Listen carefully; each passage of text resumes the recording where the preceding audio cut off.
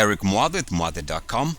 Let's take a look here at the Dow Jones hourly chart, and just for the sake of clarity here, I'm using RSI setting of 26. Okay, now I want to show you why I personally don't put too much weight as far as price is concerned. Because if you follow price only, price is, I wouldn't say all of the time, but mostly very misleading. Let's take a look at the current hourly chart for the Dow again. So we have this wedge formation here that has been taking place for the last couple of weeks, and we have the top side RSI line look like this as of yesterday. So we have this well-defined wedge. Everybody was watching that, and then guess what happened?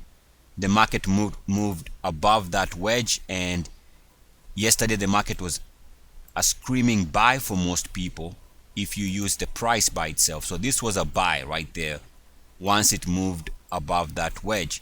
A lot of people went long. Now here's the problem with using price. I would contend you are better off using sentiment, and my personal feeling is that RSI is a great measure of sentiment. Let's take a look at why sentiment was not giving a buy signal, and why some of us were very suspicious of this move here. In fact, it looked like a fake move, and today we can see that that was true, that it was a fake move, because the market's down almost 1% the next day. So let's see why that was a fake move. Take a look at this high here for the Dow in August, and you can see that that started once we broke below this trend line here. So the RSI break there brought the market lower, and we can draw a line from there.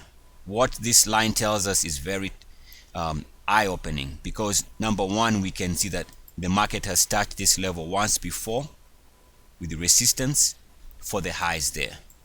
So when the market was breaking out yesterday, all it did was move the RSI back to the line. Now keep in mind that red line so happens to be at about 61.8 on the hourly chart for the Dow. So those of us who are watching it come back to resistance obviously were suspecting that more than likely this was going to fail, and that the buy signal the market was giving traders was actually a trap to go long. So this buy point in terms of price, this breakout in terms of price, was absolutely rejected if you were looking at the sentiment, and the sentiment was absolutely saying that all you did was come back to resistance. More than likely you are gonna have to stall, and that's why I keep saying you are better off watching the RSI and understanding its intricacies as opposed to watching price. Price tends to be misleading. Eric Mwathe with Mwathe.com. As always, good luck, peace, and blessings. ERCS. And so it is.